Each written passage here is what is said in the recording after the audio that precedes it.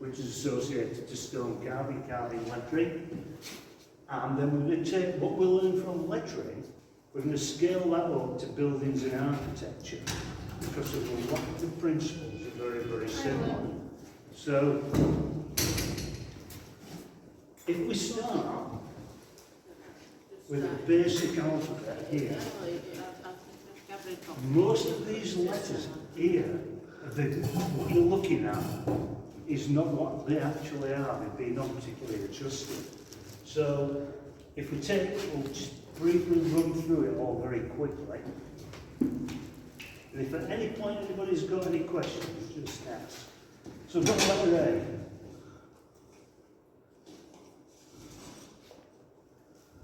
So what happens with letter A? The first obstacle, the cross strokes tend to be a little bit narrower than your verticals. This area here, it looks a bit small proportionally. So what you do with your letter A is we make a subtle adjustment, and ever so slightly,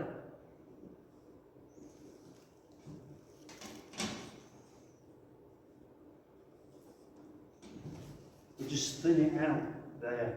It's hardly perceivable, but you can see now it looks more relaxed. It does look, it's more elegant. Next letter, let's have a look at a letter B.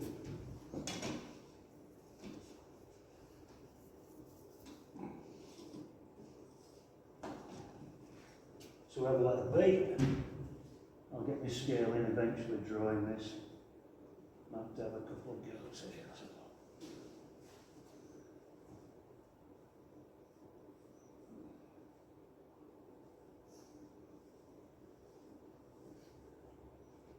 So with a letter B, what tends to happen is that the top half of the letter is smaller than the bottom half of the letter. If they happen to be the same size, it looks top heavy visually. Now, I can explain that. Ooh, could somebody just plug in, please?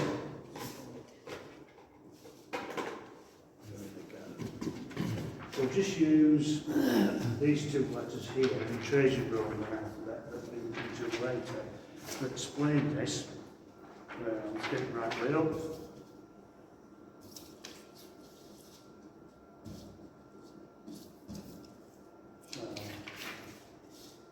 So there's the letter S.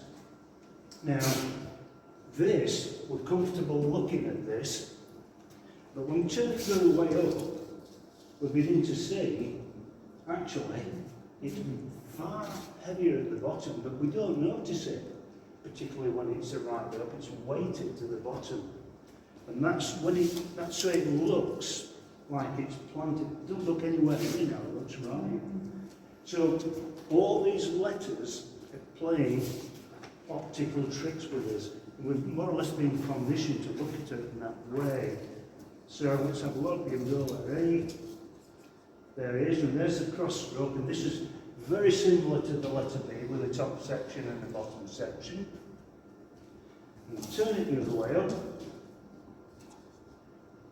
and we can see actually how much bigger that bottom section is. But our eyes, if we put it on what we call a mathematical centre, that cross stroke, if we put that on the mathematical centre, which will be the actual middle, it'll look to be too low down. So that's what's happening with the letter B there. So what's the, there must be rules about what the different sizes, relative sizes should be proportionally, because rather than just saying, well, guess what it should be, surely there's some rules about proportions. There's probably no mathematical rule, but there's probably an optical rule that says the optical rule would be that if we made it really small at the top and massive at the bottom, that just looks silly. So we get to the point where the bottom is actually bigger but it looks like it's even. Yeah, I understand that, but aren't the because you're just judging that by eye now, aren't you, rather than This is what actually we're going to working talk it out. about later. The difference between actual mathematical proportion and how our brain perceives things. And a lot of what we're looking at isn't actually what it is. It's how our brain perceives Yeah, it. I understand that. Yeah. Yeah. So, Can I just sort of just picking up on this? Yeah. I can understand that on these sort of more organic shapes like your S's. yeah, But when you have got something that's very like the E and the crossbar of the A yeah, and the F, yeah, you know, and even the centre of the B, yeah. I think that is there a measurement that you can do for that? I think that's Yeah, that's what I'm saying. There must be you there must could- be a could measurement make you can those do into a that ratio, says. couldn't you? You know, Yeah. like when you're framing it or Exactly. something. There's no. But are you saying that that's by eye as well? It's something like the golden ratio, something like that. Yeah, that's right. Well, yeah. we'll come on to that later. Right, so there's a book, and I'm just going to go through the basic alphabet called Trajan Roman lettering. And what this does, we'll just digress slightly, as people are asking the questions, which is good. I'll probably use this to describe it. What Trajan Roman lettering does, let's put this on the projector instead of on there. It gives the mathematical construct of a letter, which you draw with a compass, and it's mathematical. And then what it does is it gives the optical adjustments. So the dark line there is a mathematical one. These other lines are the optical adjustments to the letter, which make it look better. Now, I'm going a bit off piece now because we're in Trajan, but I will do. The number 10 on number 10 Downing Street is like that, and if you look at it, the zero's leaning over like that. Now, that sign writer's got it a little bit wrong. It's nearly there because the external axis round there, or circumference, is actually perpendicular. It's the inner one that's tilted over. And these are the subtleties, and it's tilted over to 82 degrees. So that is an optical thing. And why they do this is to give it vitality on the line. You don't realise you're looking at it, but it just looks nicer. So as we go on, hopefully, the whole purpose of this lecture is I've been looking at this sort of thing for quite a long time. And if you get it in your head, you'll end up walking out there and seeing things that are going to upset you. Because it will change. Once you've opened Pandora's box and looked in it, you can't put it back down again.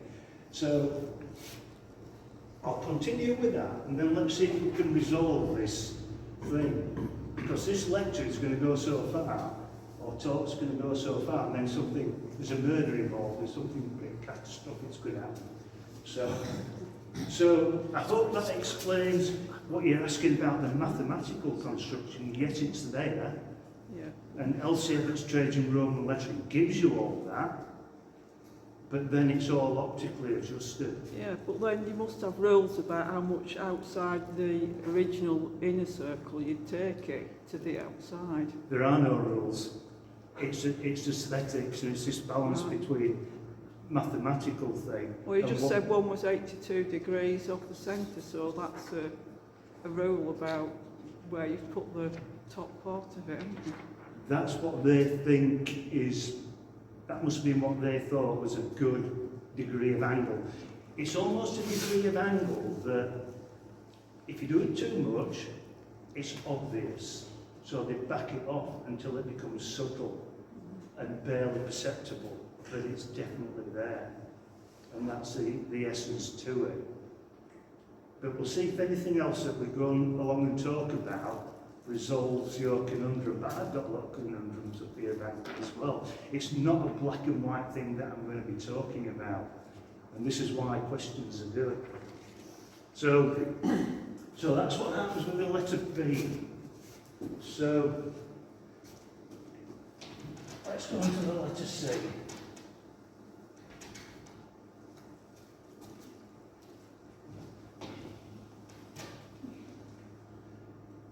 So letter C, basically,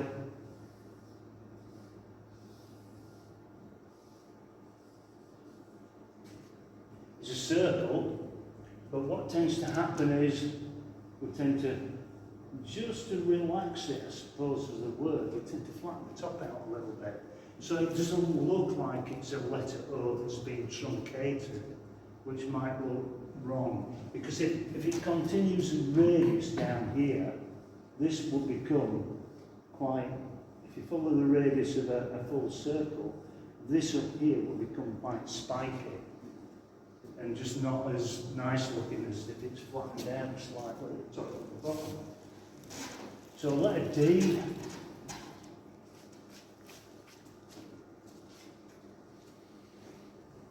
What tends to happen with the letter D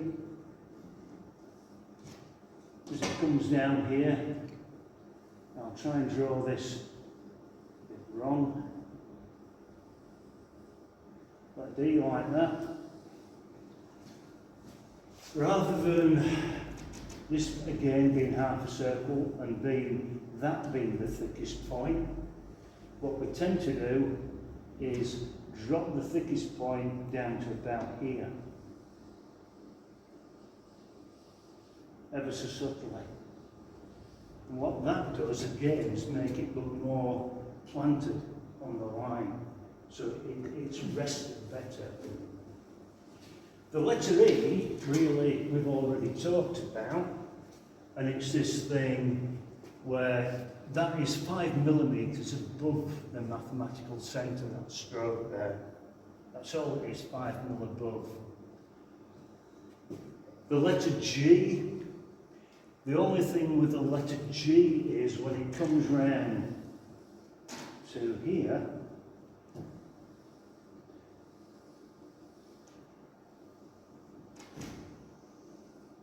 it's this bit that we're interested in. Where's it go? There.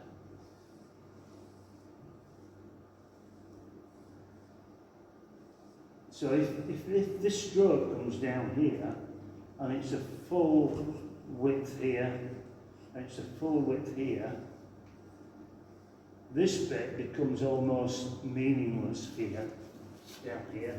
So what we tend to do is we tend to put this one, we tend to thin it out a bit there, and sometimes we put that one back at a bit of an angle, just actually make a space there rather than being not much of anything. So that strengthens that up. The H we know about, the J we know about, letter K, that has a few little idiosyncrasies.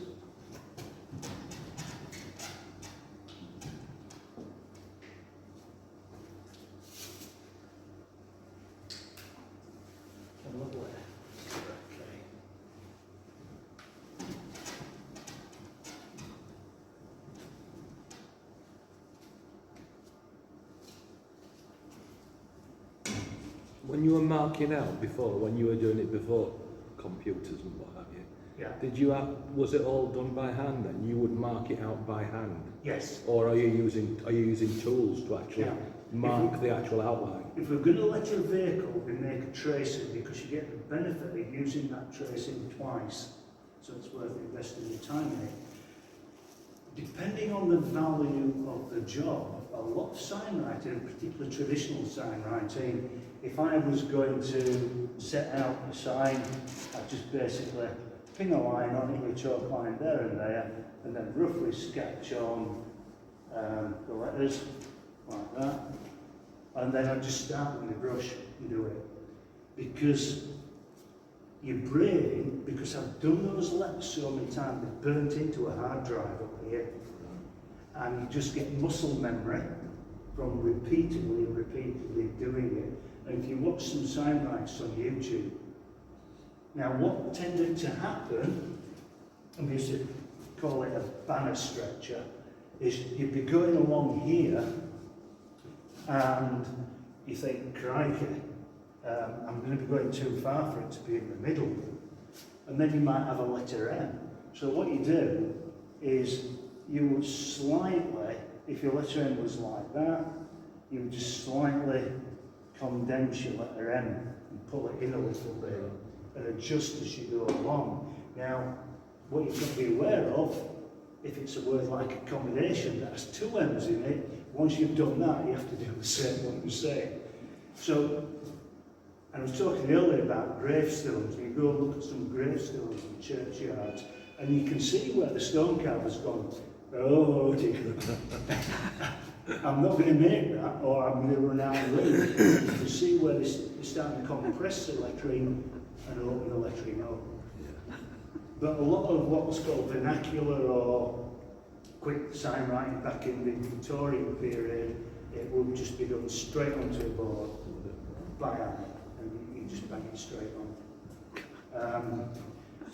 But you see, lettering made it difficult because we'll talk about Trajan Roman lettering, which is a fantastic book by L.C. Evarts, but that's a pen-derived letter, whereas Trajan's column, which is in a copy of it in the British Museum, is actual from antiquity of carved Roman lettering. And they've had to make a couple of letters up because not all the letters are in the Roman alphabet. So later, when they used it for our, like Times Roman, Trajan's the original one, we had to invent some letters that fit with the style. But yeah, they just bang it straight on. Wow. And gravestones are fantastic to study for that, and you will see. Now, I was talking earlier, I was up in Heptonstall Graveyard, fitting a sign that we'd done that said, don't exercise your dogs in the graveyard. And it was early in the morning, big traffic down at Gimbridge, and there's a guy there in his slippers and what looked like a dressing gown, milk bottom glasses and hair stuck up here. You remember that fight promoter? With that afro area, it was all up here. And it was like that, sat on the buffet, stone carving. And it was like something out of a surrealist film. And I got talking to him about how as a sign writer we can wipe it back off again, but he can't. I said, why are you doing this? He said, well, they're all computer cut now, like that. You can't fetch the computer up to the graveyard when they put another body in the grave. Yeah. So he was still doing it by hand on the side.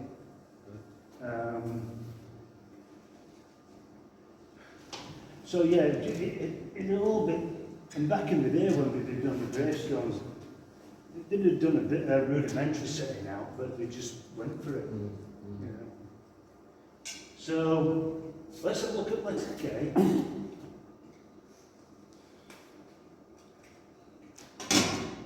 And we'll get on to the tricky problem once we understand our letters and how we space them. I'm going to try and do something here.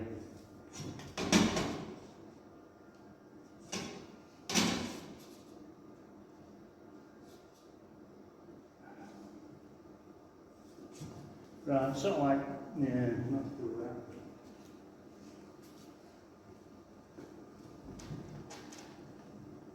Right, think that one, okay. Let's see if we can need to get that dry.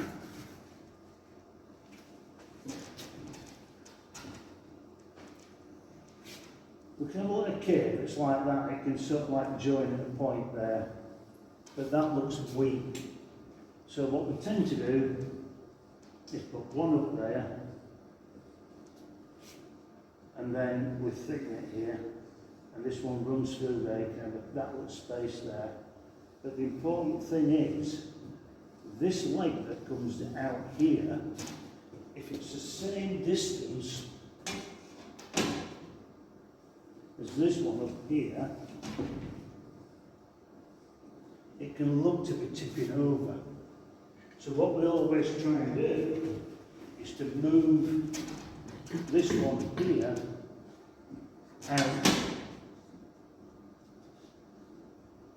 Not much, but out just beyond that point there. So that visually it looks supported. If this point here runs the same or further, it will look to be tipping over. And you always have your base there stronger, so that it doesn't look like it's tipping over.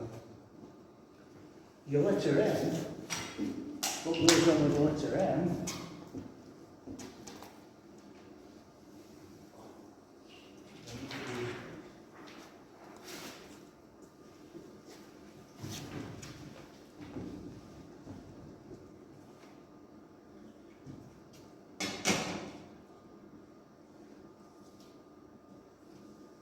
it's all about the shoulders. Because the letter N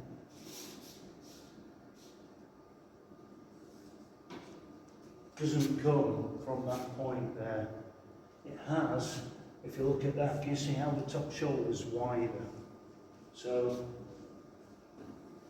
because when we do that, especially if you have the letter stroke the same width, what it's doing is pushing this line way down here. If you start at this point here.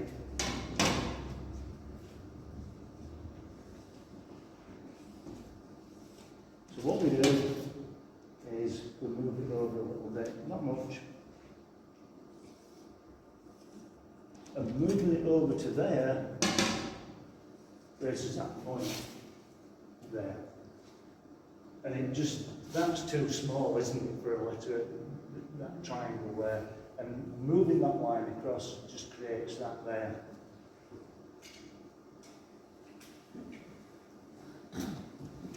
Now my wife says I'm an absolute nightmare because anywhere I go, things, like I said to you earlier, they visually offend me. So we're going into Waterstones bookshop, and it's got a letter N on upside down. Now this really makes me cross, so I go in and tell the manageress, and she thinks I'm from Mars. It just, and she, how can you have a letter N upside down? You know, letter N, like that. Is that on every one? Every water on the symbol? No, just on this one Oh, branch. I was going to say. So how can you have a letter N upside down? Just turn it over. It's a shame it isn't, because all these little sticky out bits here are called serifs. Like that. But there are only 3 serifs on a letter N. So if you go like this, you put a serif here, you come like this, and you have one there. How bizarre does that look? So you can have a letter N on upside down. And I've also seen letter S's on upside down on Marks and Spencer's as well, where the weighting is wrong. So you can have a letter N on upside down.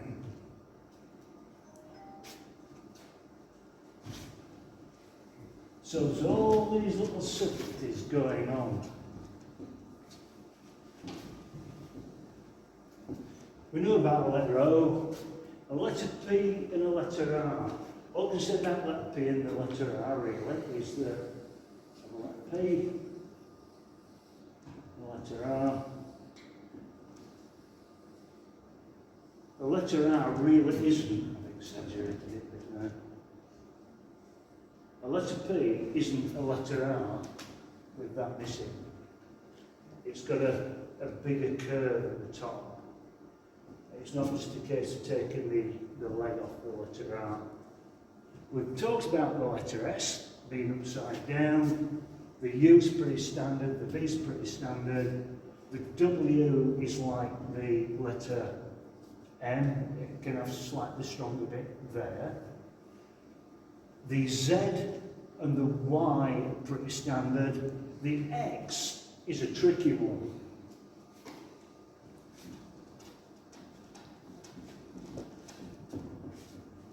Difficult to explain what happens with the letter X. So, letter X, let's have a look at letter X.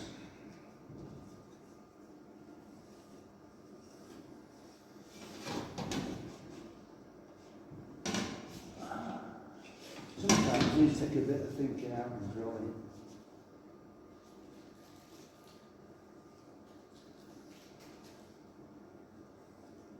Now,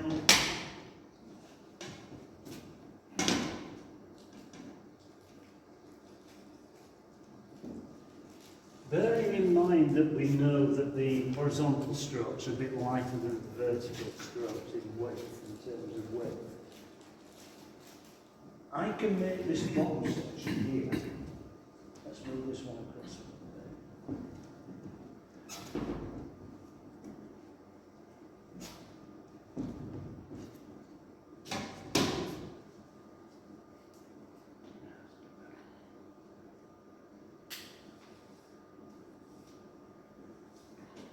So I've now made the bottom section so it's slightly bigger than the top section, which is good.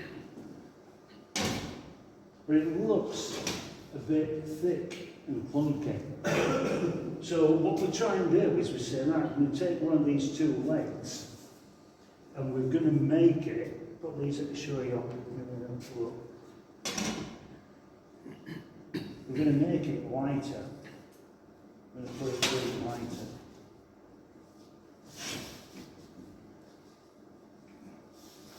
This is going to be incredibly difficult to draw.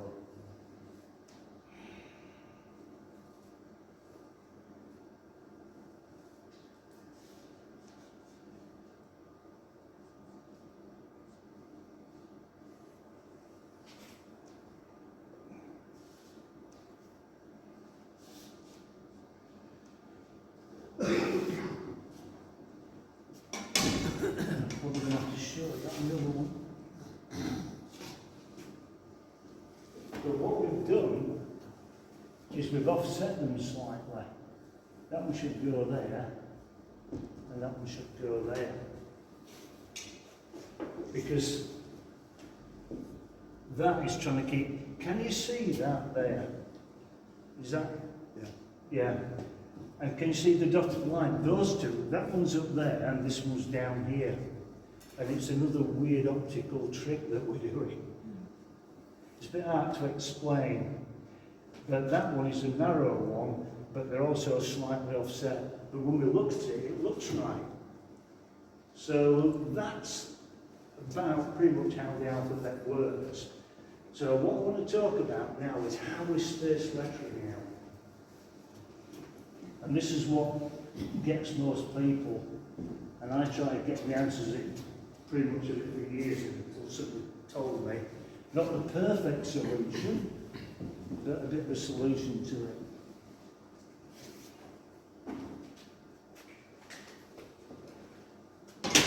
I was looking in the stone carving book there, and there's something, I don't get it entirely, about the O system and open letters and closed letters.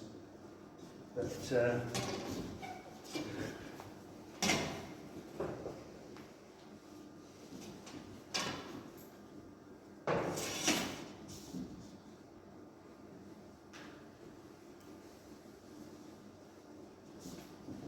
now what the signwriting books talk about what's called the OHV system, and they classify letters in one of those three categories. So the O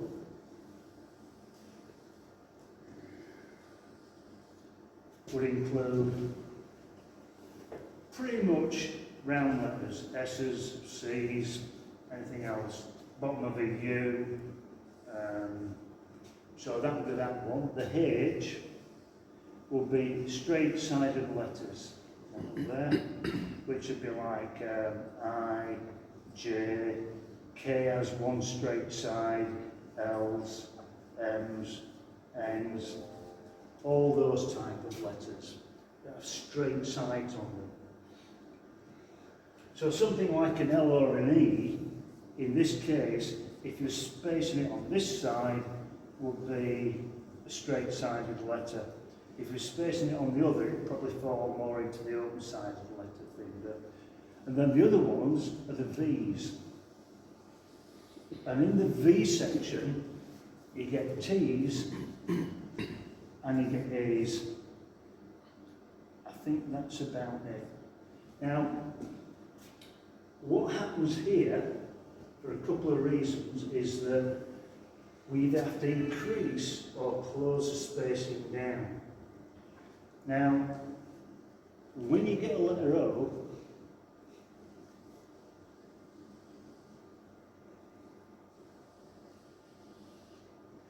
this here is additional space.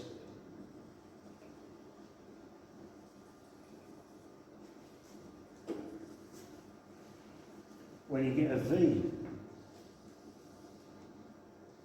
there, or conversely an A, that is additional space.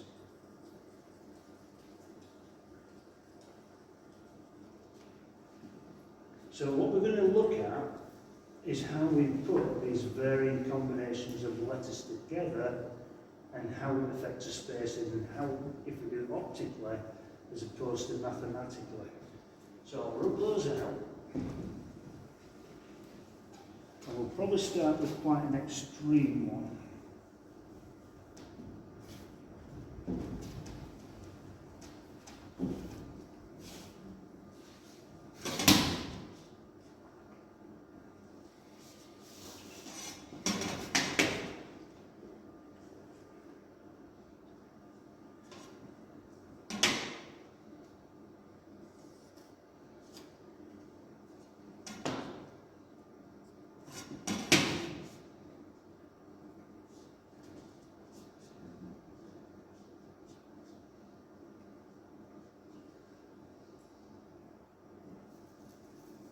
Now this might go somewhere to answer your question, but we shall see. So, let's assume that we have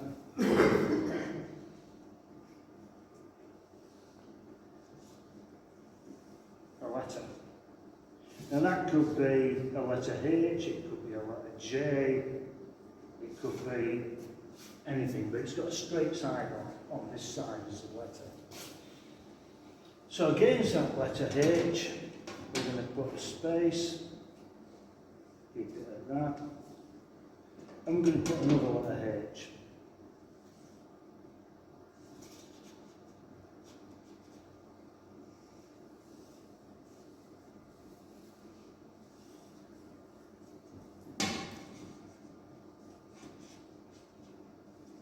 Like that. So we've got this space here. I'll spend a bit of time on this. There's our space.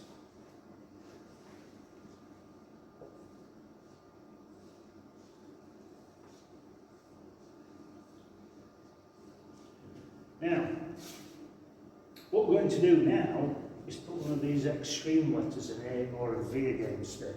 So, if we go to mathematical rules and we say, oh, space between the letter, let's put our space between the letter, which is that. Put letter A on there. And this is a problem that typographers have, because the letter was set on a square block at a time. Same thing.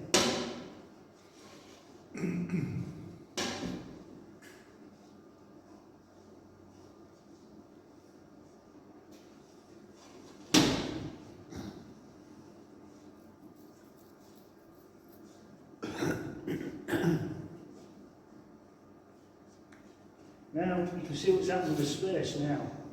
So really, we've used the same space, but we've got more because the letter goes that way. So, what we have to do in that case is we have to pull this one back so that it looks correct. And this is where the theory comes in. And the theory is called marble theory. Sounds a bit bizarre, but I can explain it. So I'm going to pull that back now.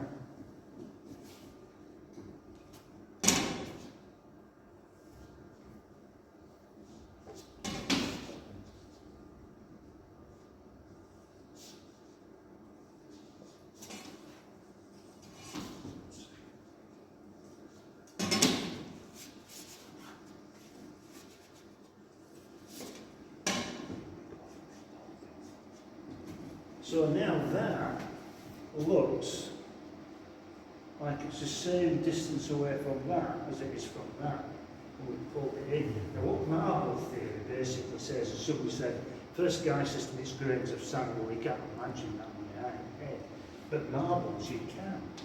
And he's saying, how many marbles would fit into that space there? And what you've got to try and visualise is the same amount of space there. It's wider at the top, narrower at the bottom, that compensates for those two parallel lines. So we're looking at the same amount of space. So then what happens if we get a letter A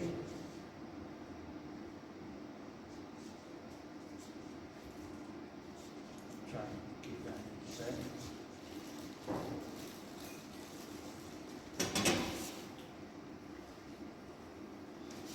This is going really upstream now, and we'll put our standard spacing in there, and we'll put another letter A here. Now, a bit of an invariable combinations of the numbers of letters. But can you see that we've got a standard spacing, but look how big the space between the letters is getting now. Now what used to happen in typography, when the typeset used to get a block like that, they went in the type and there'd be a letter on the top of it. So they couldn't really, they tried to adjust the spacing a little bit with packets between the lettering, but when you typeset you get a nightmare. And if you look at a lot of old Victorian newspapers, the spacing's all over the shop. So what we could do with that, or what you'd have to do with that, is really pull the two together to make it look right.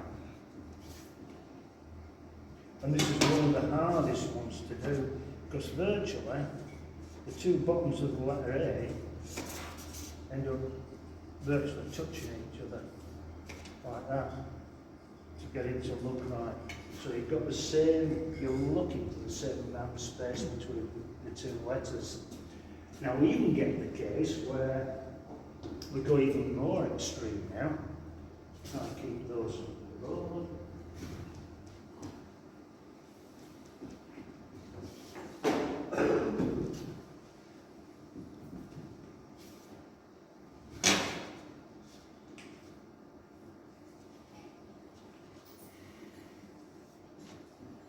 So what marble theory is, whilst it's not exact, it's as good as you're going to get, in my opinion, from what I've seen and heard and read. Still okay.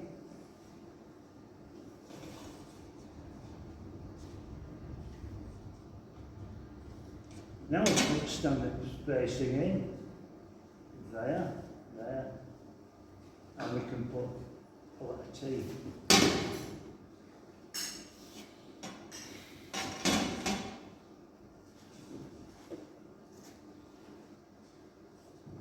Now can we see what happens? It's gone from that to that massive amount of space in between. But that is still the same amount of spacing technically between the two letters. So what we now have to do with the letter T,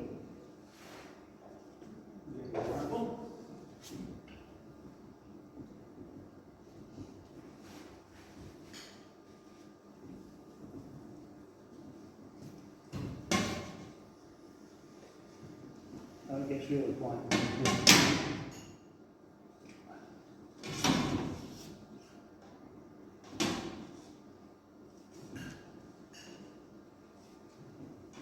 We're actually virtually touching,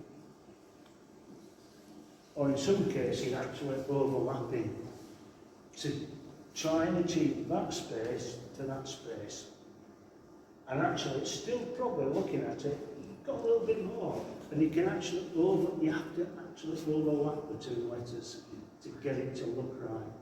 Now once you get your eye in, you start looking round, you'll start to see it everywhere.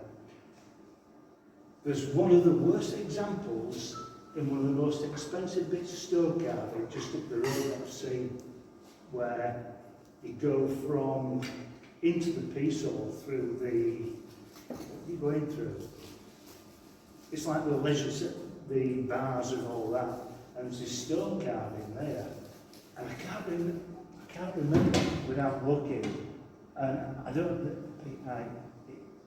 it's something like that, and the space is absolutely, and it must cost a fortune. Which is this going at bottom Yeah, end of the in piece, bottom where the end. library is. Yeah, Where the library, yeah, going and through you that look one. up at it, and I think, Christ almighty. Peace Hall, isn't Sorry? it? The Peace Hall? Yeah. And I'm thinking, that's just wrong. So, So do they have that on all the entrances? no, it's just one big piece of incised stone carving. Ah, right, Yeah. okay. So, a real good book that I'll leave with Helen the title of is Elsie Everett's Trajan Roman Lettering, which is this one. And that gives you all the mathematical proportions, but also the optical adjustments, and there's also a poem virtue about each letter, the beauty of the letter in it.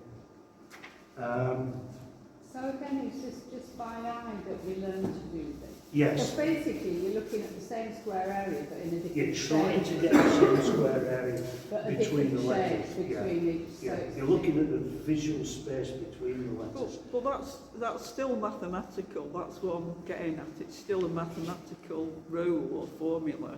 Yeah, it might be a bit complicated to work it out, is, but so I you don't won't know how want you to do write it. it out. Yeah, But it's volume, basically, Yeah, looking yeah. at volume yeah, between, yeah. between. Now, I don't want to get too complicated with it, but you could work it down to, there will be a common denominator, of which is the lowest point you can go to, then you have to scale it all up from that. But that's just getting really technical. But 90%, 99% what I've done with lettering, it's the marble theory that works. You're looking visually in your head, is that the same amount of spacing there? Now, the other thing is, which doesn't really concern us, is it might do. You get triumphal arch in Rome or in Paris or Berlin, copy, and the lines are lettering across here. But what they do is they slightly increase the height of the lettering as it goes up and gets higher, because you're looking at it further away. And then optically, it looks the same. So they're thinking all the time about what they're doing and how they're doing it. Well, that's like the statue of David, isn't it? Yeah, Because his head apparently Is- is really big. Too big, Because yeah. you're seeing it Yes. from the ground, yes. it looks Yes. perfectly proportioned. And when they put the road signs in, you know, a letter S on a road sign is probably like that on the road, because you're looking at a very shallow angle and you can't, and it's optically adjusted. The only thing I'd say about lettering now is pretty much that you have serifs to the twiddly bits, and you can either have them like that or like that, or you can just adjust them and put them on as you wish. If you start out, you can do a letter S like that. All the rest of them have to have that truncation at the end there, whereas if you do one that's like that, you know, all the letter C's and that and G's are like that, rather than being like that. You follow the same thing through all the time. So that was a big revelation for me, because I've been studying all the OHV system and all the other ways, and somebody just said it's marble theory. How many marbles can you get in that space? And try and keep them all the same. But you do come to this point where you actually have to overlap them to get the space, and it looks right. Has anybody got any more questions on lettering? Yeah, oh, sorry. So, Going back to the optical adjustment of letters, yeah, I can see how that fits in with sign writing yeah, on vehicles and shop fronts. Yeah. But once we scale down to, say, carving something 2 inches high, yeah. doesn't it become negligible? Infinitesimally negligible, but it still matters. Okay. It does matter. The difference, Just one thing on, it does matter, yeah. They've still got to be balanced and weighted, yeah. Ideally, yes. But the adjustments are, Hmm? the adjustments are Oh yeah, they're Tiny They're compared to some. absolutely tiny, but necessary. Yeah, they're still relevant. And if it's wrong, it's quite even at small scale how your eye will pick it up. The thing is in lettering, which Trajan Roman lettering doesn't. Well, it does because it originally came from the column. But what you guys are looking at is what we call, if that's a letter I, you will have incise lettering like that because you're cutting a groove into it. Even if it's a curved letter, you're still going to be cutting that groove into it all the way around. So that would be, that's what you do. But all those principles I've talked about still apply to carved lettering.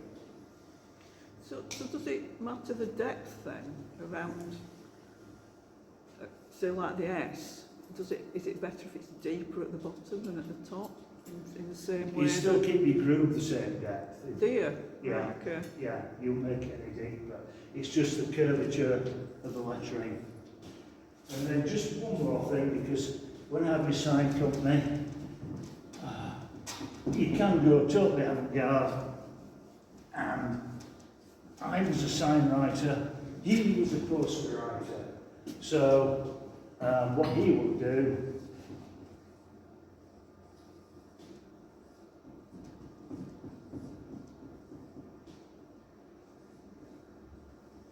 you know, everything's broken the rules.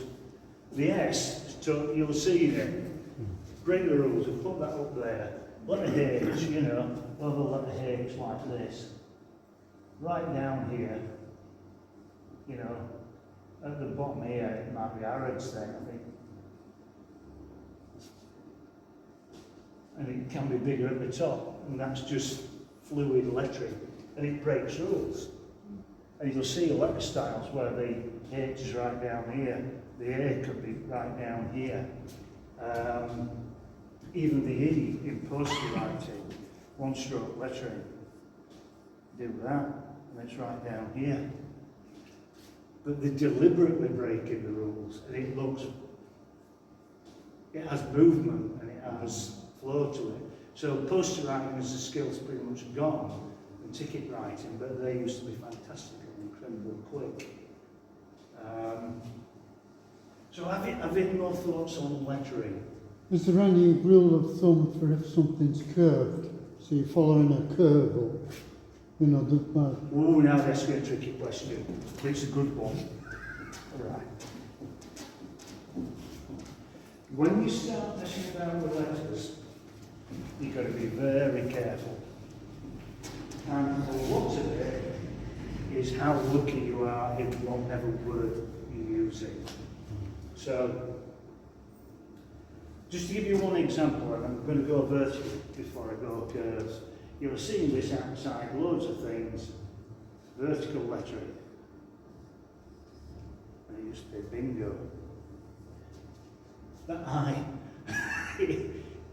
now, if it was called Bengo, and not bingo, it'd be fine. But to put a vertical word with an I in it, it just looks plain wrong. Now, back to your point. Let's have a curve. Okay, we used to do this, wagons. Think of somebody's name. Well, let's say, let's do an imagine. Let's say this wagon company is called whatever. We're going to put random letters in here.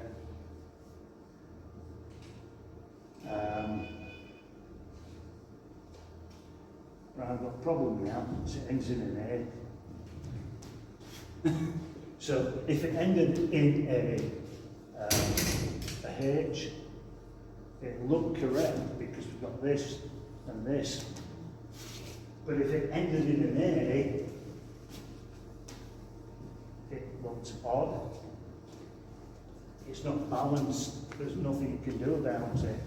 If it ends in a T, that can be a bit of a problem as well, because it looks unbalanced. So, if somebody asks you to do that, you've got to point out the problems of doing it. And you've got to look at the word and say, right, will this word stand messing about with? When you do that, if you've got, because sometimes you'll get a composition where it's like that, and then underneath, it'll be like this. You might be doing something like that. Now, if you have a letter V up here, and even a letter A, oh, beautiful, it's following it, and even a letter T, it's following it. But if you have a letter V down here, and then you suddenly have a letter H or something, it's going, that's fitting in with that shape, going that way, but this is going against it. So, when we used to get customers come in, and a lot of it was, I don't know, you might have an acronym of letters or something, and if it was big, and we were reading up a lowercase, you can almost do something with that G, or a Y, you can do a flourish with it. But if it ends in a different letter, let's say, like that, an L, you're a bit stuffed. So you look at each individual word and think, what can I do in terms of composition with that word? And it's serendipity, it's just good luck or bad luck. So with great difficulty, is Yeah. what you're saying. Yeah, it can be Caution. a good hand or a bad hand with that commission.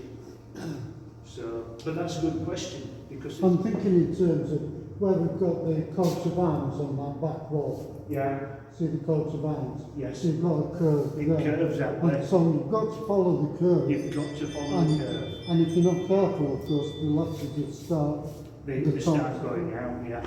And that knocked the perspective out completely. You've just got to try and optically adjust them and make. And this is where this aesthetic comes in. Yeah. As you start breaking, if you stick rigid mathematical rules, it will look wrong. And then you've got to start to use your judgment and optically adjust it and stretch it. So if it looks right, it is right. That's it. That's it. So just very quickly, have a look at these. Because sometimes spacing on words on a computer don't look right. Yes. And that, you know, to me, sometimes I put a word in, it's not very Yeah. good experience, but I put a word in and then think I'll more or less trace it, and when I get to put it down, the spacing that the computer's given me That's doesn't good. look right. They call it kerning, I think. Right. But yeah, it's wrong, because what happens is So what people do they now, do on the computer? well, what you can do is, what I would do with your tracing is, or whatever you print off on a piece of paper, like that, let's say it's A, B, C, and C's over here, and your spacing's wrong. Yeah. What I would do with that is I would cut the paper, alter it, either space it out and then re-photocopy it so that it's the spacing's correct. When vinyl cutting machines first came out, the spacing was absolutely atrocious because it'd been designed by people who didn't understand lettering and so any way into the market and making money out of it, but they'd no history of understanding with it. So let's just have a little look, because we've already talked about, let's have a look at T. This is the length that they go to I see if I can focus this on now, get rid of some of these distractions here.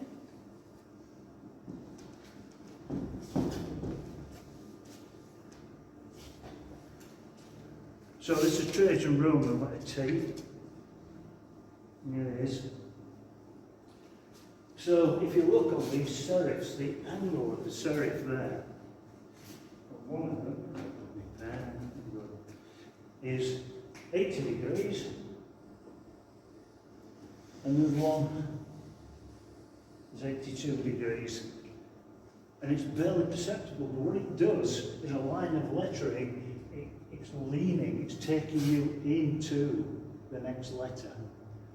And they went to those critical amounts of an optical adjustment to make it look better. You don't notice it, but it's there. We do notice it. It just looks better.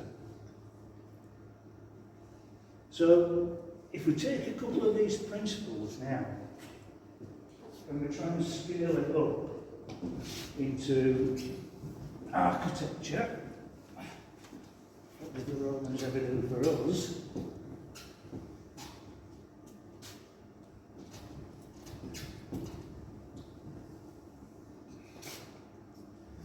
Which one we're going to start with?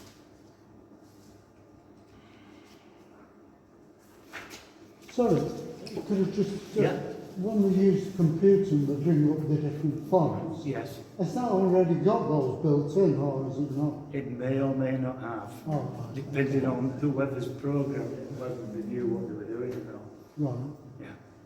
I think I But, tended to think that because it was coming off the computer, it would be spaced after it. yeah, and it's not necessarily. No. No, not necessarily. Like most things, the more you pay for a typeface, the better kerning it will Yeah, have. the best kerning on it, yeah.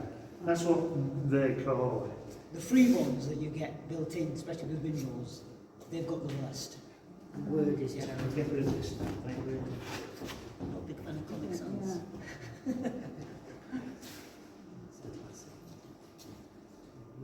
Okay, so this is the path, and I've never seen it. I wish one day I might get around to going over there and having a look at it.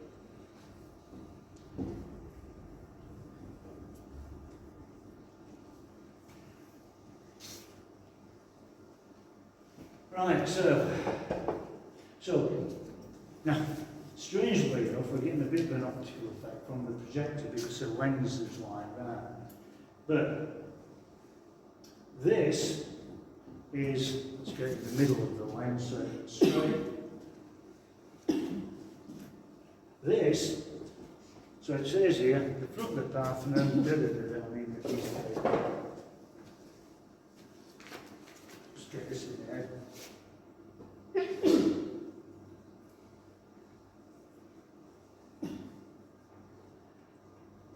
So this is how it actually looks, right? This one,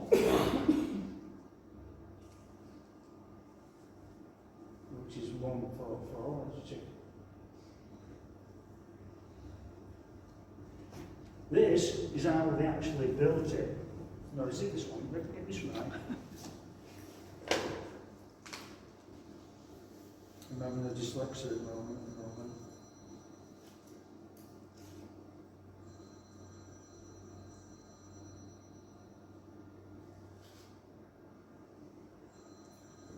So 144 shows the optical correction. Yeah, it's optical correction basically.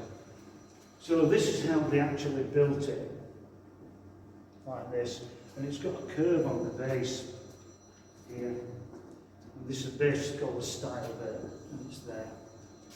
And the column was actually inclined over the total height of the column only by about 2.5 inches. If they'd have actually built it like this, it would end up looking like that. Because when we look up at something, we go, oh, like that. So they went to these lengths to optically adjust the whole building.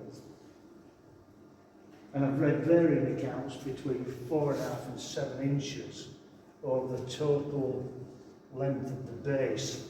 Now, there are a couple of other arguments that came to light. One said, well, maybe this curvature of the base is to throw the water off. Well, it hasn't ever rains in Greece, it's covered by a roof anyway. Another argument was that, well, maybe there's a slight incline on these because it's an earthquake zone and that's going to be more stable. But no, the general conclusion is, I think it's correct, is that they actually built it with the optical adjustment in mind so that it actually looks correct. The difficulty in doing that to the accuracy that they did it to is absolutely phenomenal.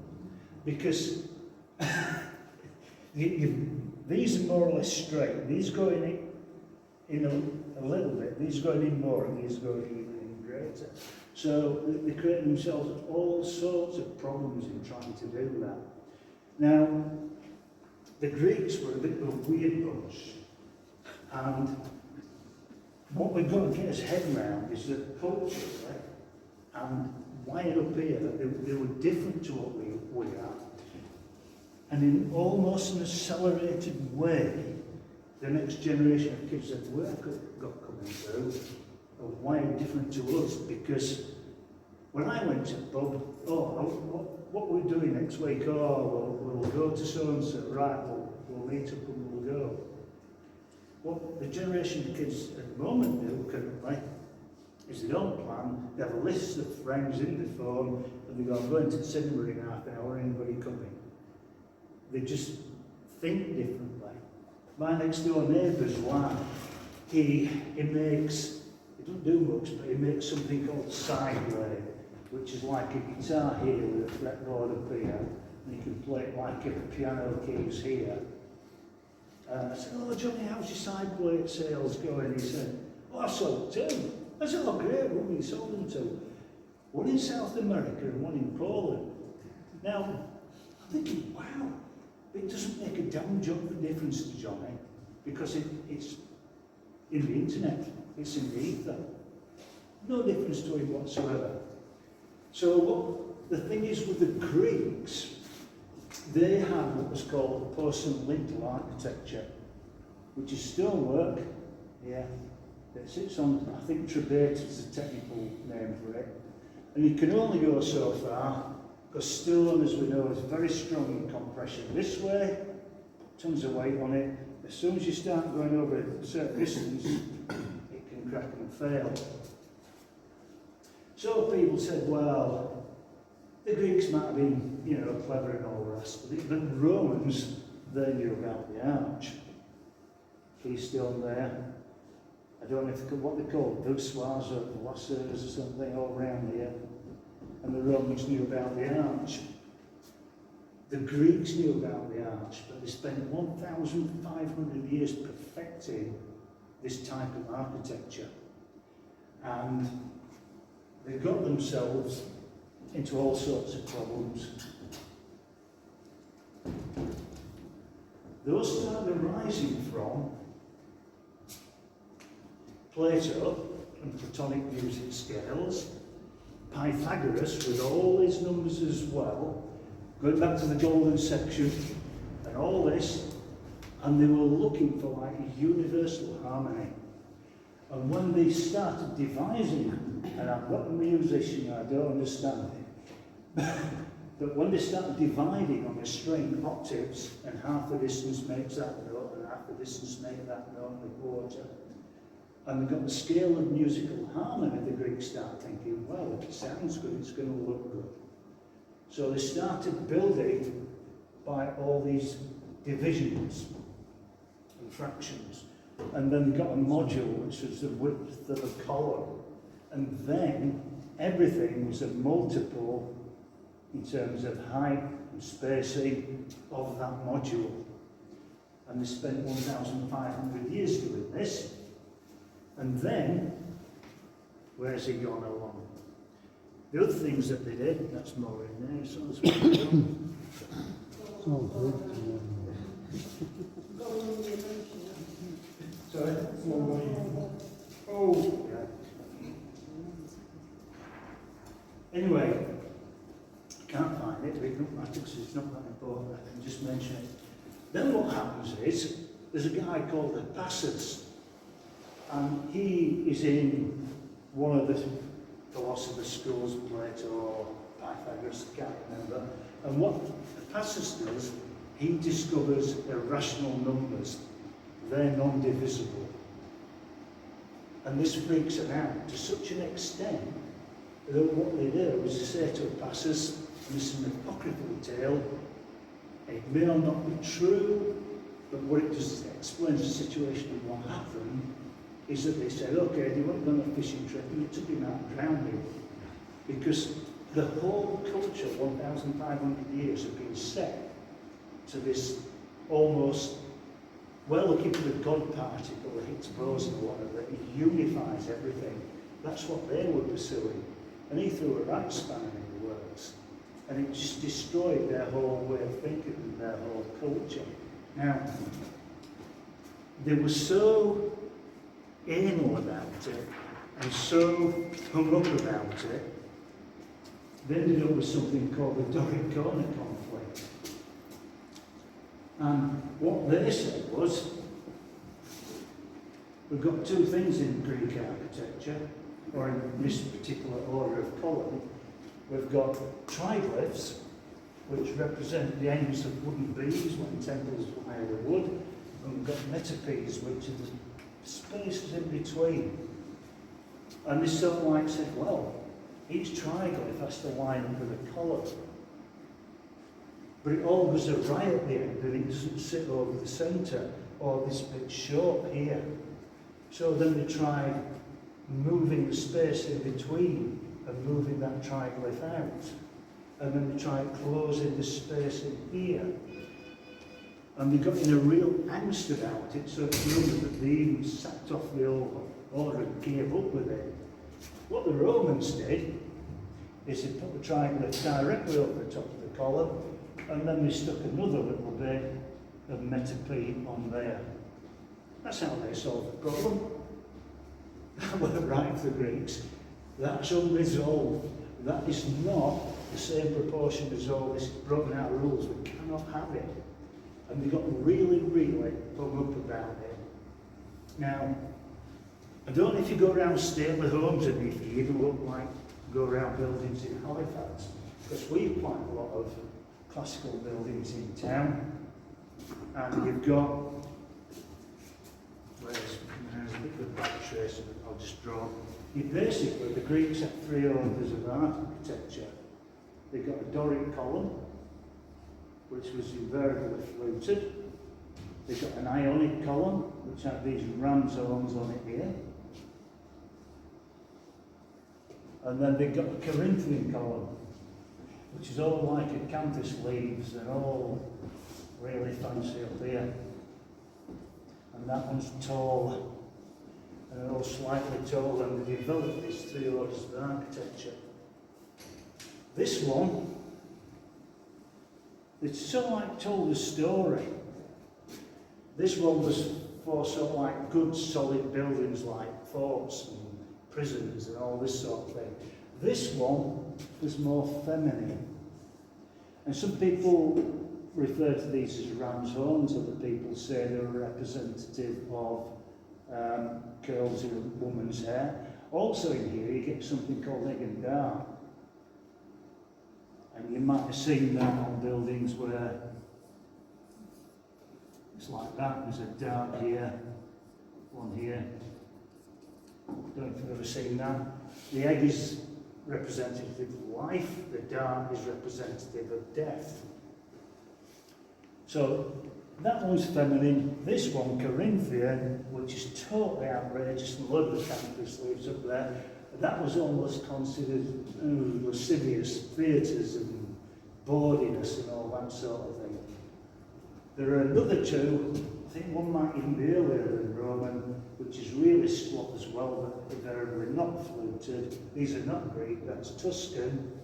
And then you get a composite column, which is a mixture of all the acanthus leaves and the Ionic scrolls there.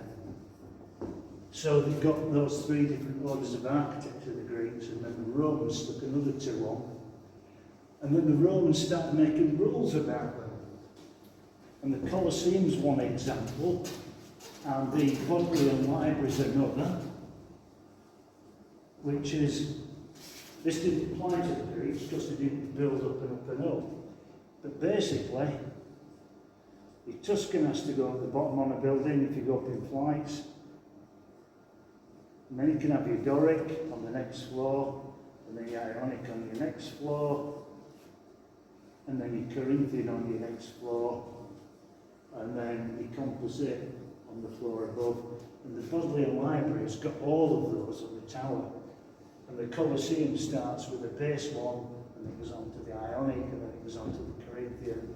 And Romans said they've got to be in that order, like that. So the Romans made quite a lot of rules about them. They mixed although it was totally unnecessary, they mixed columns with the arch, because they liked them. They liked the Greeks in the antiquity. And they mixed all the columns in with the arch. And they weren't really necessary, but they just liked them. So, the other really clever people were the Arabs and the Arab masons. And in the 13th century over here, because what they used to do, masons, was mark the back of the stone with their own mark, each mason. I don't know if you guys all have your own mark, but masons traditionally have their own mark, put on the back of a piece of stone. That's mine, I won't pay for it. And there's evidence of the 13th century with Islamic markings on the back of the stone. Now, if you go and look at a church in this country, you've got a square tower, it's like this. You want to get that square tower to an 8-sided octagon, like that, and you'll see them on the top. How do you do it? And that's something called brooches and squinches. And the squinches go under here, and that transforms that, and the tower goes up from there to there to there to there to there. And then on the outside, to fill these in, there are what are called darts that go up. So next time you see a church tower, have a look, and you'll see the darts on the outside. You won't see the squinches underneath. But that's quite a crude way of doing it, because what the Islamic masons did was, see if you can get me drawing for this, it's a bit tricky to draw. They invented pendentives, which is this bit here. Is it the Hagia Sophia or something in Constantinople? So that morphs from a square here into a dome. And that's a far cleverer way of doing it, and that's what the Islamic architects did long before we learned how to do it, how to put the dome on top of something. So, now, what happens? So does that dome sit on top of the arches then? Is that what you're saying? Yes, it does. It sits at that point and that point and that point, but it's also supported across this bit as well, and it curves gracefully and transfers the weight down to the tower without the need of brooches and squinches, which is clumsier. Because what happens in a church, those are the underneath bits, and then these triangles become the brooches at the outside on a church spire. Have a look at church spire next time you see one. It goes from a 4-sided tower to an octagonal 8-sided tower. So, over a period of many years, I've been reading all this stuff, and not like I've been reading every night, not like I go for years without reading anything. And then I found a couple of bits of information. It just basically destroyed everything that I told you. So, where's he gone? He's here. This is the Vitruvian Man. So we all know this one down here. And what they're trying to do, along with music and harmonic scales, they're trying to introduce human proportion into architecture and trying to make the human being fit the square and the circle. So we've got musical harmony and divisions of proportion going along. If it sounds right, it's going to look right. And we've got also attributions of humanity into trying to make them fit into buildings. Now, Ruskin, he had his 7 lamps of architecture, and he tried putting, what's my Ruskin piece of paper somewhere?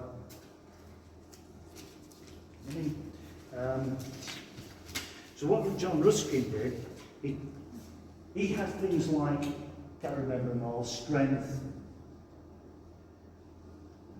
beauty, and a lot of these were really religious things now, these 7 things that should be in architecture. And then he even started putting attributes of the builders, slovenliness and all this sort of thing into it. So again, it's human attributes into architecture. So what then comes along, and I'm reading this book that I haven't seen for ages.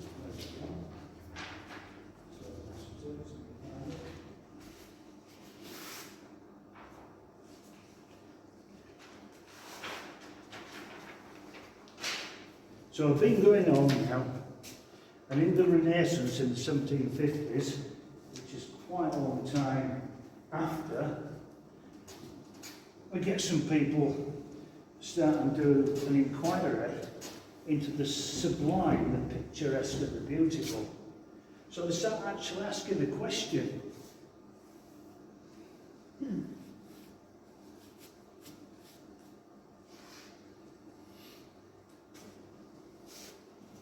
so we've got Edmund Burke, and there's another one,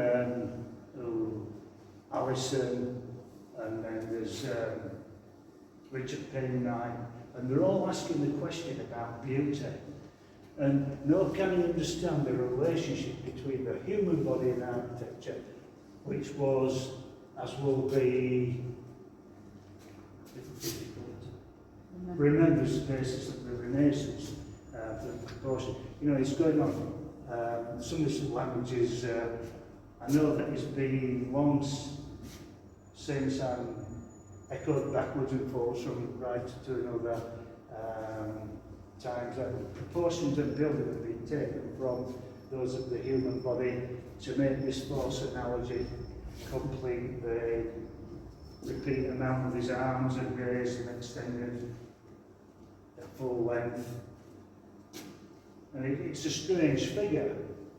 And then he goes on to say that it appears very clear to me that the human figure never supplied the actor with any of his ideas, basically. And he goes on to point out, you know, it's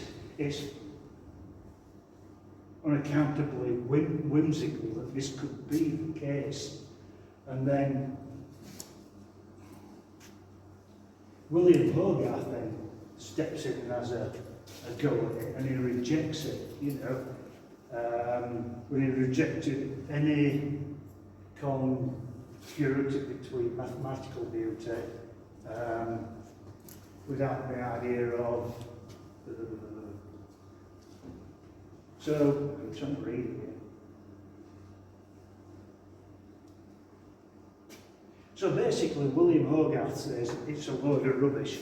And then there's another guy down there, William Knight, goes on and says that.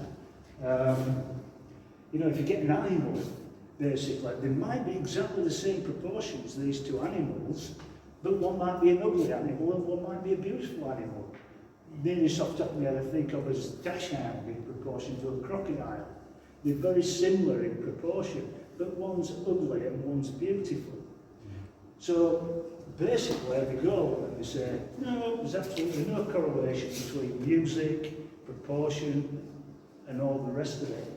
And then the other point that they came to was that the beauty is not in the object itself. It's in how it's perceived. That's it. So all this thing that the golden section and mathematics and all the rest of it, that the beauty is innately in the object, is nonsense. It's a perception. Well, that's modern architecture, isn't it? What one person sees as lovely, Yes. another person Yeah. sees as ugly. Which after getting with all this, not only golden section, but Fibonacci sequence, and all this mathematics, and all this harmony of music, and if it sounds right, it'll look right, and all this lot eventually said no. Now, the interesting thing to me is back then is that they were actually asking the question of what is beautiful. And there's an architect called WRSA, and when you're working on a piece, you think, it's a bit more tricky in your guys' game, because once you've knocked it off, you can't stick it back on. But when you're doing a picture of something, you think, is that enough, or have I gone too far? And he basically said, it's right when you get to the point where adding something or taking something away will be a detriment to whatever you're doing. And that is a sweet spot. That's when it's right. And that's a very difficult question to ask and answer. And that's the simplest explanation that I've had of it. Now, when we go back to Burke and Richard Payne Knight and Allison and all these guys that were around in the 1750s, I'm thinking they were asking the question. The modern equivalent that we have is an influencer on the internet, but they're talking about what guys should be driving, what fashion you should be wearing. These guys were asking really, really fundamental societal questions about how architecture, the environment and everything affects us and how we see things. Well, we're very superficial these days. And if you look at modern architecture, you get a house, and I call it the hoodie house, where the windows are like that. And there's no, there needs to be another course up here. And there needs to be a full window there before you even start to put the roof on. And I don't know if you're all old enough to remember that song by Pete Seeger, Little Boxes, they're all made of ticky-tacky, they all look the same. The term architect these days doesn't mean anything, because they draw, that's what they draw. It has no proportion, it has no aesthetic. And this is why, really, the question in my head isn't resolved, because when you look at the proportions of the 604 panel Victorian or Georgian door, they look beautiful and rested and composed. You look at the same proportions on the new PVC door, and they're ugly and not right. So the balance lies somewhere in between. I don't know. Isn't it just taste, though? And taste change. I mean, your taste is different now to what it was 10 years ago. It is, I think you're right. So it's... Yeah. Allison, I think you've used the right term there, because they looked at the beautiful, the picturesque and the sublime. But Allison wrote his paper, it was about a matter of taste. That was a heading of what he was writing about. Now, forget the picturesque for a minute, the beautiful and the sublime. There's a big argument that there were two different types of beauty, and one was beautiful and one was sublime. Now, I thought sublime was something that was easy, but the proper meaning of sublime in their way was a type of beauty that's terrifying. And the sublime not only was in architecture, but it was also in painting and poetry and verse. But an example of it would be to be in the Lake District, looking up at an impressive mountain with black thunderous clouds coming over. It's beautiful, but it's also threatening and dangerous. But you can't escape the beauty of it. And now these two different arguments about whether there are one or two types of beauty. And the conclusion they came to was that the sublime is a different type of beauty too. What you might call beauty. Yeah, well, that's their opinion, wasn't it? It is, yeah. It was just their opinion Yeah. at that time. It's not a definitive sort And of it's cultural, I about think, as well, anything. because you have those African women who have all the rings round their necks, or plates in their lips, or Japanese women binding their feet. So there may be a cultural aspect Well, to it. I don't think it was. I don't think the women having the feet bound were very happy about it. Yeah, yeah. But the whole thing is really, I'm posing a load of questions rather than giving you any answers. I'm hoping that when you go back out there, you'll see things differently and and all the rest of it. Now, just one final bit. You don't have to do this as an expert, we can just take the word for it so we can come and try it. The way we see things, people going to decorators merchants, and I used to do it all the time, they come in and say, that's not the colour. Yes it is, you picked it, and these are daylight tubes at the decorators merchants. They take it home, they have a red carpet, and then all of a sudden this paint they've got or wallpaper looks green. Because it's the opposite in the colour circle. So, I mean, somebody can have a go if you want, you can come and stare at this for 30 seconds and tell me what you see. So, anybody want to have a go? Trust me. Are you going to get close? Can't we do it from here? Okay? Have you got to get close to it? Yeah. Stare at it for 30 seconds without blinking. We did try it over and it sort of like seemed to work. So stare at that for 30 seconds without blinking, but then we have the shadow being in front of it. I'm going to take it away and ask you to close your eyes, and then I want you to stand to one side so the full light's on it. Yeah. Stare at that for 30 seconds without blinking, without moving your head. Then when I ask you to close your eyes, I'll take it away, and then screw your eyes up and really blink at the board. Sorry, blink at the board. What, the back of this board? Yeah, just blink at the white board.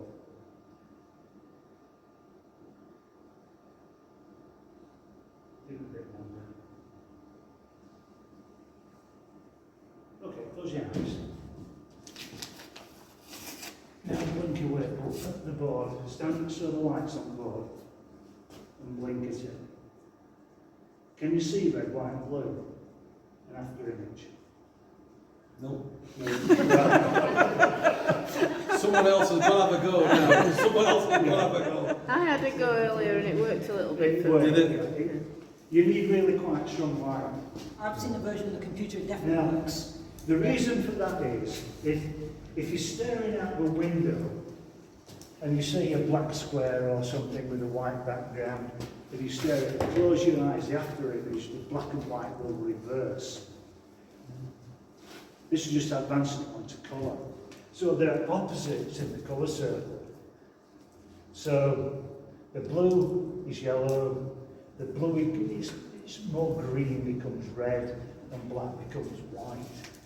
So when we see things, or you're in a room and there's a predominance of red in that room, everything else will take on a hint of green. Because it all mixes on your eye. And it's the opposite way around. If it's green carpet, you'll see pink walls. Or I'm talking very slight. But to the extent that people have paint mix, take it home, and because of that, but also there's another potential effect, and that's colour of the tubes. So you have halogen lights, mercury lights, tungsten light, different colours of light. So again, we're perceiving things in a different way. So not everything we see is what we're actually looking at, because we're being conditioned with the lettering and with proportion for looking at things. So what you actually see quite a lot of artists do is turning the drawing upside down. And that is, in some ways, how they used to do it. They used to get a candle and a big sheet here, put a pinhole in it, put the canvas here, and the light coming through, but everything would be upside down and back to front. And that's how we see. We see with his eyes as a lens, and it's his brain that turns all the imagery the other way up inside. So, any questions? Can't necessarily give you an answer. The whole point of this thing is to confuse you. You gave us a very big, broad Yeah, canvas there, yeah, from what I thought was just letters. yeah, So, yes, it's given me something to think about. Yeah. Thank you for that. yes. Yes, So go and look at the classical buildings in Halifax and yes, the stonemasonry. I was yes. just going to add, sometimes it's worth, if you're trying to figure out your spacing of your letters, to figure out if it is right, if you look at it in a mirror, That's another way. if it's wrong, it's really obvious. It's obvious, yeah. You've got to take, what you're doing there is you're taking out the condition where you're looking at it. And we're conditioned to look at things in a certain way. Yeah. So, It's the same with doing painting a picture.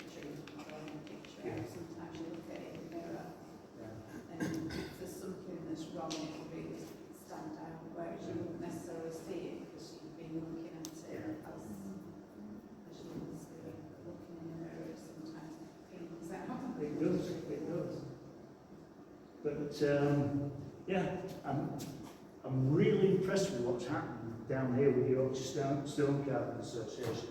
And I've been reading what's on that banner over there, and the Heritage Craft Association. Something that else I do is wood graving and marbling. And this is something that Ruskin really is and hated because it is 7 lamps of architecture truth. So anything that was embellished or false or fooling he didn't like. But I do grading and marbling, going to many stately homes, and you think you're looking at a marble column, and you're not. It's been faked. The oak dining room at Lyme Park is all faked to look like oak, using decorative techniques and codes and all the rest of it. But when I've tried to actually got grading and marbling put on the Heritage Craft Association's list of endangered crafts, and there are only probably about 20 of us now left in the country. Apart from, it's not changing rooms, it's not double room doors. But stonemasonry, when York Minster had a problem years ago, we started trying to get some training for students on listed buildings and went over to York, and they've now got quite a big programme of training stonemasons. Now that was back in 1990, whether they're still going with it, I don't know. But all these heritage crafts and skills, they need preserving. And we'll be all the poorer if they go. So what you're doing is, you know, you're not doing architectural pieces necessarily, but at least it's keeping it going at some level, and that's important. But across joinery, plastering, leadwork, you name any of those old trades, and people have lost the reason why heritage joiners. One interesting thing is sash windows. We've got casement windows and all that, but people don't realise with the sash window, when you crack the top sash and lift the bottom one and slightly overlap them in the middle, what happens is warm air comes out the top, cold air's drawn in the bottom.